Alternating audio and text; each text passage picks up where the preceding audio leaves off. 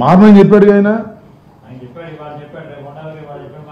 ఉండబోదు మనం ఏం చేస్తాం ఇప్పుడు ఆయన ఏం చెప్పాడు ఇంకొక విషయాన్ని ఇక్కడ గుర్తుపెట్టుకోవాలి మీరు మంచి ప్రశ్న అడిగారు చాలా సంతోషం విజయసాయిరెడ్డి గారిని అప్రూవర్గా మారమని ఆయన మీద చాలా ఒత్తిడి వచ్చిందని ఆయన చెప్పాడు అన్న నాకు తెలియదు ఇంతవరకు తెలియదు మాకు బాగా సన్నిహితమే కదా మాతో ఎప్పుడు చెప్పలా అప్రూవర్గా మారమని ఆయన మీద ఒత్తిడి చేశారంట నిజం కేసులో నిజం ఉంటే అప్రూవర్గా మారమని ఒత్తిడి చేయాల్సిన అవసరం ఉంది అంటే ఆయన మీద ఒత్తిడి చేసి ఆయన మీద దొంగ సాక్ష్యం చెప్పించుకుని జగన్మోహన్ రెడ్డి గారి మీద కక్ష తీర్చుకోవాలనుకుంటున్నారన్నమాట ఎవరి వాళ్ళు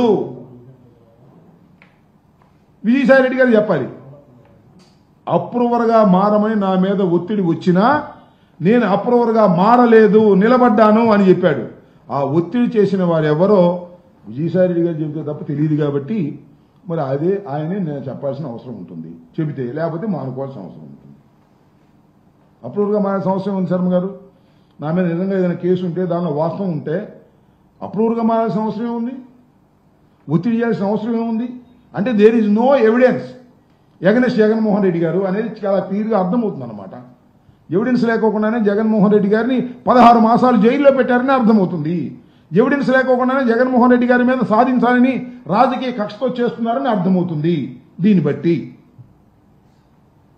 ఓకే ఏంటి మళ్ళీ జైలుకి పంపించే ప్రయత్నం ఎవరు చేస్తున్నారంటావు నువ్వా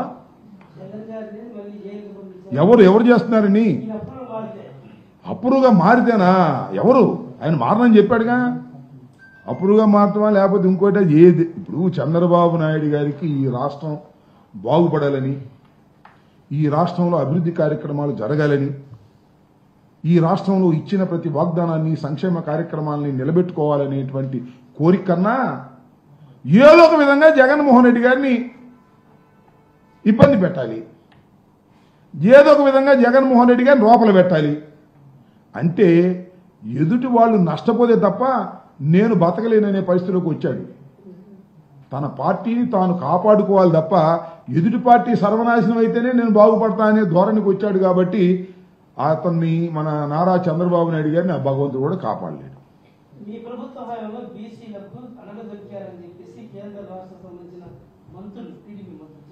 టీడీపీ మందులు తిడతానే ఉంటారు టీడీపీ మందులు తిట్టేదానికి మనమే సమాధానం చెబుతాం వాళ్ళు రోజు అయ్యే చెప్తుంటారు మేము చేసినంత బీసీలకి ఎస్సీలకి ఎస్టీలకి ఎవరు చేయలేదని అందరికీ తెలిసినటువంటి సత్యమే టీడీపీ మంత్రులు మాట్లాడుతూనే ఉంటారు ఏమండి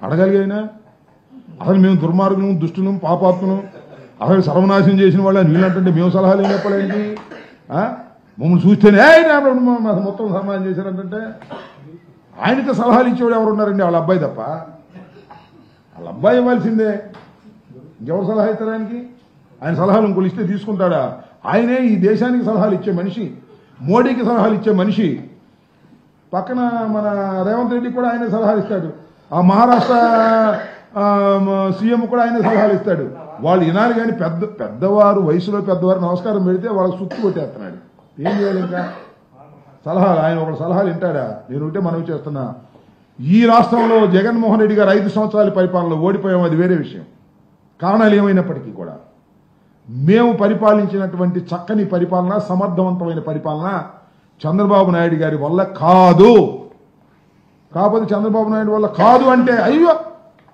ఆయన చాలా గొప్పోడండి కోటేసుకోకుండా దావోస్ వెళ్ళాడు ఆయన మీరు మాట్లాడతారా అద్దం బయలుపోయి మంచు కురిసినా కూడా నిద్ర పట్టకపోయినా సరే వెళ్ళి ఇండస్ట్రియలిస్టుల కోసం పోరాడినటువంటి మహానుభావుడు అని కట్టుకథలు చెప్తూ ఉంటారు అసలు ఈ రాష్ట్రంలో డబ్బులు పెంచింది ఆయనని డబ్బులంటే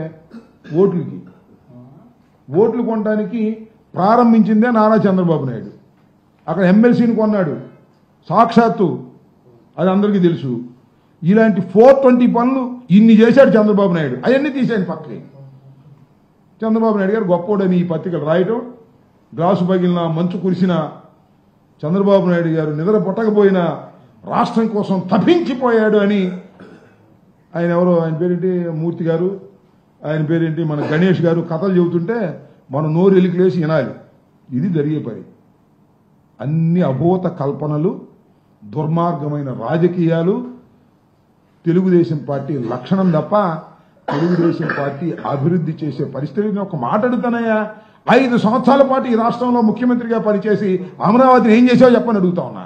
ఇవాళ మేమేదో నాశనం చేసామంటున్నాం కదా, ఏం చేసావు అమరావతిలో? ఎన్నో వేల కోట్లు ఖర్చు పెట్టావు కదా. జగన్మోహన్ రెడ్డి గారు రిషికొండలో కట్టినటువంటి ఒక బిల్డింగ్ లాంటిది కట్టావు నువ్వు? ఒక్క బిల్డింగ్ అట్లాంటిది కట్టలేకపోయావు. జగన్మోహన్ రెడ్డి గారు బిల్డింగ్ కట్టాడని ఇవాళ లబోదిబోమని బాధపడిపోతున్నారు. మొన్న ఆయన అడిగితే చెబుతున్నాడు, ఎవరు లోకేష్, ఏమండి ఆ బిల్డింగ్ ఏం చేస్తారంటే ఏం చేయాలో మాకు అర్థం కావట్లేదండి అని.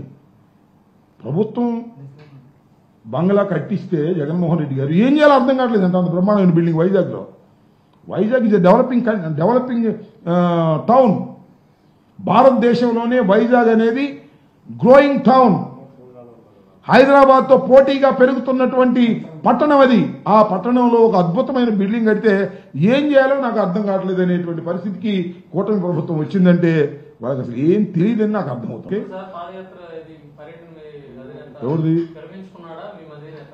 ఎవరైనా పాదయాత్ర ఏం అనలేదే.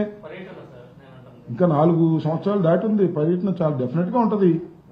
పర్యటనలు ఉంటాయి, ప్రజలతో కలుసుకోవటాలు ఉంటాయి.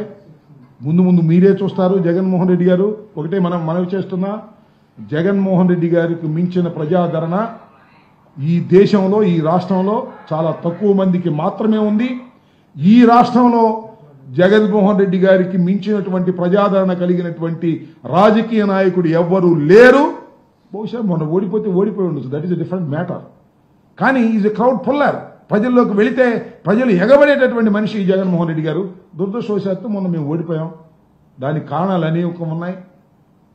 5-6 గెలిచారు. ఇవన్నీ చాలా ఉన్నాయి ఇష్యూస్. తప్ప జగన్మోహన్ రెడ్డి గారు ప్రజల మధ్యకి వస్తాడు, చూడండి. వికెట్లా అక్కడ ఉండే జగన్మోహన్ రెడ్డి గారే మెయిన్ వికెట్. కడవాయన్ని వికెట్సే కాదు, వెళ్ళిపోయారా, ఇంకా వెళ్ళిపోతారు కొంతమంది. వెళ్ళండి. జగన్మోహన్ రెడ్డి గారు 2014లో ఓడిపోయిన తర్వాత ఎంతమంది వెళ్ళిపోయారు చెప్పండి. చంద్రబాబు నాయుడు గారు 2019లో ఓడిపోయిన తర్వాత ఎంతమంది వెళ్ళిపోయారు చెప్పండి. ఏమన్నా సుజనా చౌదరి ఎక్కడైనా, సీఎం రమేష్ ఎక్కడైనా, వీళ్ళందరూ ఎక్కడి నుంచి వచ్చారు? చంద్రబాబు లెఫ్ట్ అండ్ రైట్ లేరా? సుజనా చౌదరిని, సీఎం రమేష్ మన తర్వాత ఊడిపోయి వెళ్ళిపోయారుగా. అధికారం లేనప్పుడు చాలా మంది వెళ్ళిపోతారు. అది వైసీపీకి మాత్రమే పరిమితం కాదు, తెలుగుదేశానికి కూడా అదే జరిగింది. తెలుగుదేశం ఆగింది అధికారంలో రావడం, మేము ఆగుతామా ప్రజలు కోరుకుంటే అధికారంలో రావడం. వాసిరెడ్డి పద్మ, ఇంకెవరు, వాసు, ఆయనేమో నాని, లేకపోతే సాయిరెడ్డి, లేకపోతే ఇంకొక ఆయన పోతారు. పోయేవాళ్ళు మనం ఏం చేస్తాం? ఏమైంది పోతే మనం ఏం చేస్తాం? పోయేవాళ్ళని పట్టుకుంటామా? పోయిన పట్టుకుని ఏడుస్తామా? వాళ్ళ నైతికతకు సంబంధించినటువంటి అంశం అది. జగన్మోహన్ రెడ్డి గారు అత్యంత ప్రజాదరణ కలిగిన నాయకుడు. పోతే నేను ఒకటే మనవి చేస్తున్నా, మాకు కొన్ని కష్టాలు వస్తున్నాయి, కొన్ని నష్టాలు జరుగుతున్నాయి. కష్టాలు తట్టుకోగలిగిన శక్తి మాకుంది, నష్టాలని పూడ్చుకోగలిగినటువంటి శక్తి కూడా మాకుంది. కష్టాలను ఎదుర్కొంటాం, నష్టాలను పూర్తి చేస్తాం, ప్రజల మధ్యకు వెళతాం. వైఎస్ఆర్ కాంగ్రెస్ పార్టీని మళ్ళా తిరిగి అధికారంలోకి తీసుకొచ్చే విధంగా ప్రజల్ని మెప్పిస్తాం.